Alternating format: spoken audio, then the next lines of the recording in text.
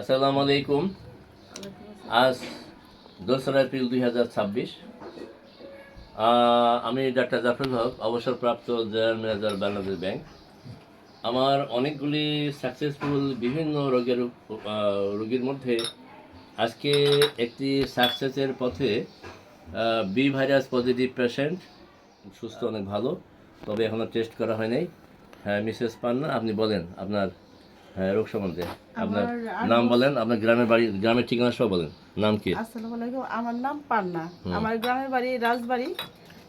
আমার রাজবাড়ি চন্দনী। রাজবাড়ি চন্দনী। আচ্ছা, আমার 8 বছর আগে হেপাটাইটিস বি ভাইরাস ধরা পড়ে। আচ্ছা। তো এতদিন ধরে ওষুধ খাইছি, অনেক ধরনের সমস্যা, শরীর দুর্বল, হাত পায়ে যন্ত্রণা, পেটে ব্যথা। আর সবচেয়ে লাস্টের মুহূর্তে হচ্ছে কি, আমার নাক মুখ দিয়ে রক্ত যাইতো। হ্যাঁ, তখন আমি খুব ভয় পেয়ে গেছিলাম যে হয়তো বা বাঁচবো না, লিভার সিরোসিস সবাই বলে। তো হঠাৎ করে আমার হাজবেন্ড একদিন মোবাইলে দেখলো যে ডক্টর জাফরুল ইকবাল, আপনার নামটা স্যার জাফরুল, ফেসবুকে দেখছে। দেখার পরে আমারে বলার পরে আমি আবার হোমিওপ্যাথি বিশ্বাসী না। আমি বললাম যে আমি হোমিওপ্যাথি ডাক্তারের চিকিৎসা নিব না, ওই সমস্ত হচ্ছে গিয়ে ভুয়া। তারপরে আমার হাজবেন্ডের একজন ফ্রেন্ড আছে, ওই যে আমার চেম্বারের পাশে, তার নিজের বাড়ি, আপনার চেম্বারের কাছেই, ওই ভাইয়ারে বলছে যে খোঁজ খবর নিতে। ওনার ফ্রেন্ডরা সবাই খোঁজ খবর নিয়ে বলতেছে যে অনেক পেশেন্ট এরকম ভালো হয়েছে, আসতে পারো, তোমার টাকা বিফলে যাবে না। তারপরে আমরা আসার পরে দেখি, আগে খোঁজ খবর নিছি যে আসলে উনি ভাড়াটে কিনা। অনেক সময় আছে মানুষ ভাড়া নেয়, 2 দিন পরে চলে যায়। তো আসার পরে দেখলাম না, উনি নিজের 4তলা বাড়ি, তো যাবে কোথায়? সমস্যা হলে তো ধরতে পারবো ডাক্তার ডে। তো আলহামদুলিল্লাহ ওনার ট্রিটমেন্ট নিয়ে আজকে 2 ডোজ আমি খাইছি। আলহামদুলিল্লাহ আমার নাক মুখ দিয়ে রক্ত বেরোচ্ছে না, হাত পায়ের যন্ত্রণাও কমছে, পেটের ব্যথাও কমছে। আল্লাহর রহমতে আরো হয়তো বা সামনে আরো ভালো কোনো রিপোর্ট পাবো। ধন্যবাদ। সবচেয়ে বড় কথা হলো, এই লাইট কি জ্বালানো? লাইট জ্বালানো দেখা যায়? তুমি জ্বালা রাখছো? আচ্ছা, তো আল্লাহ তার হোমিওপ্যাথি মাত্র 2 ডোজ ওষুধের মাধ্যমে উনি ভালোর পথে, যার না মুখ দিয়ে রক্ত দিত। এবং তার মেয়ে, তোমার মেয়ে জানি কি বলতো, ডাক্তার সাহেবের কাছে কি বলতো? আমার মেয়ে বলতেছে যে আমার মা, সবাই বলছে যে আমার মা মারা যাবে, আমার মা এখন সুস্থ দিকে, আমার মা সুস্থ দিকে, আমার মা সুস্থ হয়ে গেছে। আম্মু, তুমি তোমার ডাক্তারকে জিজ্ঞেস করবো উনি কি খাবে, উনি এত বড় একটা উপকার করছে, কি খাবে, উনি যা খাবে আমি তা বানায় খাবো। আমার বাচ্চার বয়স কিন্তু 8 বছর, ছোট মেয়ে।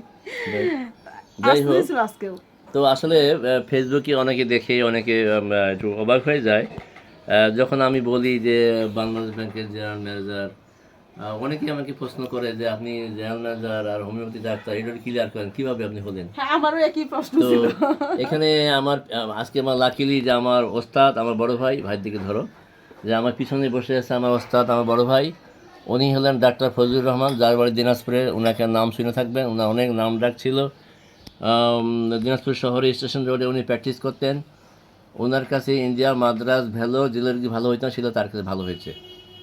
তো আমি যখন ইউনিভার্সিটির ছাত্র ছিলাম, রাজশাহী ইউনিভার্সিটির ছাত্র ছিলাম, যখন মাঝে মধ্যেই 1-2 মাস একসাথে পিরিয়ডে ক্লাস হইতো, আবার বেশিরভাগ বন্ধ থাকতো, বড় ভাই চেম্বারে আমি বসতাম, দেখতাম যে 6 মাস আগে যে রোগী হাঁটতে পারে না, সে ঘাড়ে করে নিয়ে আসছে, 6 মাস পরে সেই রোগী হেঁটে হেঁটে বড় ভাই চেম্বারে আসে।